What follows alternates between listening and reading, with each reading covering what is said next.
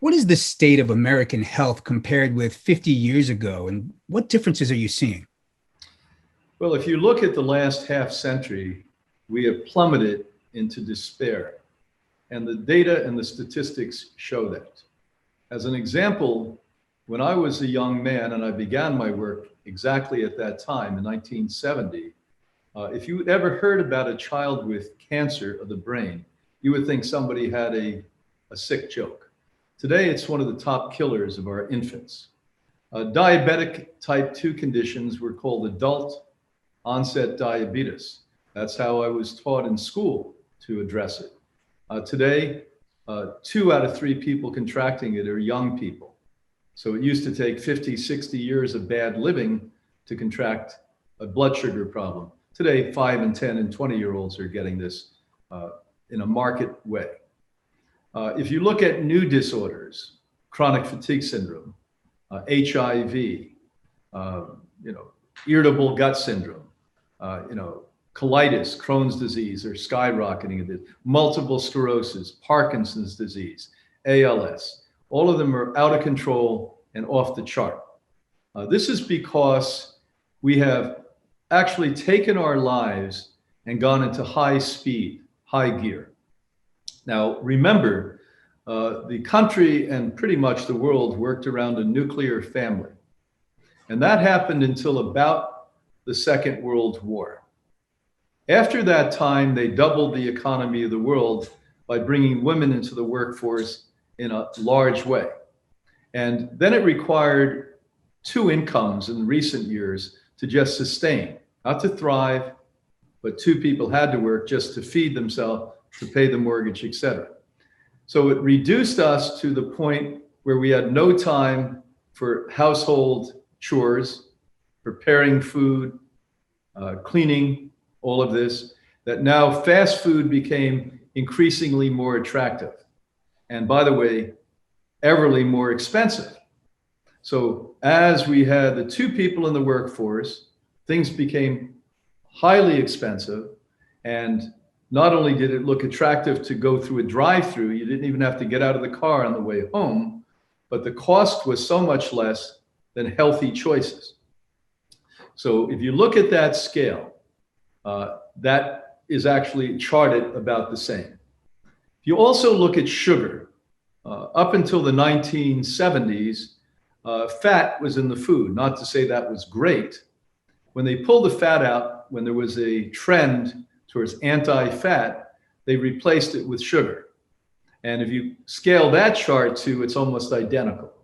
So when we see the obesity levels going up, people who are overweight and even morbidly obese, it runs on that same track with high sugar consumption.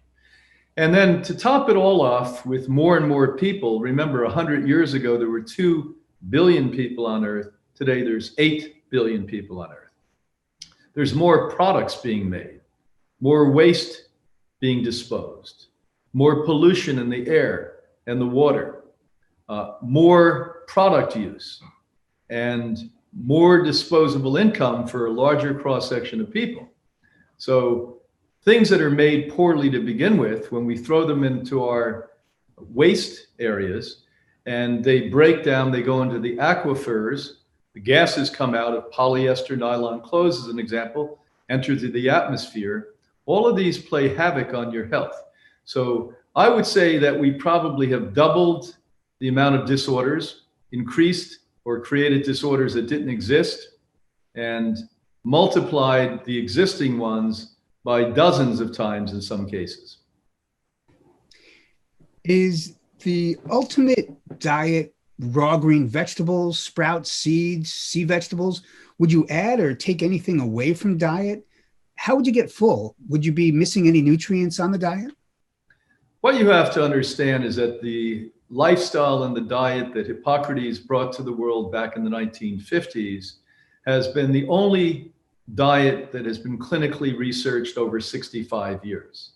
Now, we have a unique setting here because not only do thousands, hundreds of thousands of people have come through this program in that period of time, but many of these people are seriously ill. They've been given up by medicine. They haven't been helped. And we have been having that privileged insight to see people reversing catastrophic diseases, as well as the ever increasing group of healthier people that come here to prevent disease and premature aging. So rather than having an analytical approach to this, we have a clinical approach, and we have thousands and thousands of people, including myself, as proof of how this works. Now, let's explain it as simply as I can to you. That if you look at every creature on Earth, we're the only species in nature that choose to eat cooked food. So 100% of every other species eats a raw food diet. Even the carnivores, although there's small amounts of carnivores, and they have a purpose, by the way, they clean the carcasses of dead animals up. They actually eat raw food. No other creature cooks their food. Now, you may say, if you had not such great insight into nature, well, birds eat popcorn. Well, that's not their first choice. They wouldn't be eating popcorn if it wasn't available for them. Number two, when you look at our 6.5 decades of work, why then do people come here and fight aging successfully and reverse disease and prevent disease? Because locked into the cells of these raw, organic, plant-based foods, you have this extraordinary element called phytonutrients. And these phytonutrients are unique nutrition that goes after and attacks and neutralizes a wide variety of disease. Some attack cardiovascular problems, diabetic problems, and cancers. And each and every one of these plants have locked into those cells something unique to that plant.